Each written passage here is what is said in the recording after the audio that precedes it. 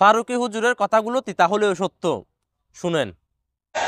আন্তর্জাতিক খ্যাতি সম্পন্ন মুফাসসির হবে, লালদিঘির ময়দানের মতো 14টা ময়দান লাগবে, এত মানুষ থাকবে, কিন্তু গলার নিচে কোরআন যাবে না। কোরআন থাকবে গলার হুলকুমের বাইরে, জিহ্বার মধ্যে। তারা এক সময় লাভ দিয়ে বলবে, বুক পকেটে জীবন রেখে কথা বলি। তারাই এক সময় দেখবেন যাইয়া পায়খানায় লুকাইয়া বাঁচবার চেষ্টা করবে। এক সময় যারা বুক ফুলিয়ে বলেছিল আমরা বুক পকেটে জীবন রেখে কথা বলি, জীবন বুক পকেটে না পায়খানায়?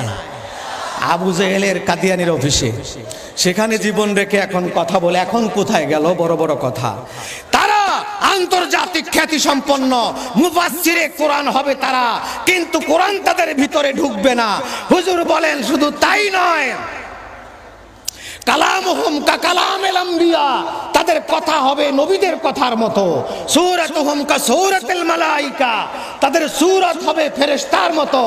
আমালুহুম কা আমালিশ শায়াতিন, কিন্তু তাদের উদ্দেশ্য আর কাজ হবে শয়তানের মতো। ফাহজুরহুম ইন তাত্তাকু, যদি বাঁচতে চাও ওদের খপ্পরে পড়িও না। রাসূলুল্লাহ বলেন তারা কি হবে? তাদের অন্তরটা হবে রাসূলের বেয়াদবিতে ভরপুর হবে। রাসূলুল্লাহ বলেন যে তাদের আমলের সাথে হাকির, তোমরা তোমাদের নামাজকে তাদের নামাজের সামনে লজ্জিত হবে, তাদের রোজার সামনে তোমরা লজ্জিত হবে।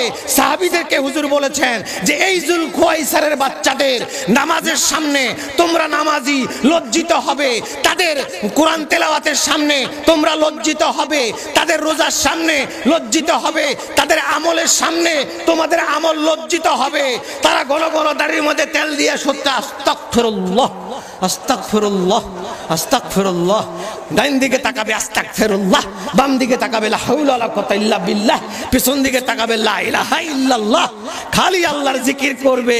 হুজুর বলেন সব তাদের কণ্ঠের উপরে, নিচে না। কলিজায় কিছু তাদের নাই, তাদের কলিজায় আছে যুলখুয়াইসারার প্রেতাত্মা। যুলখুয়াইসারা বলেছিল হুজুর সাবধানে মাল বন্টন করবেন। এই কারণে আমাদের ফারুকী হুজুরকে হত্যা করা হলো, শহীদ করা হলো, হক কথা বলার কারণে।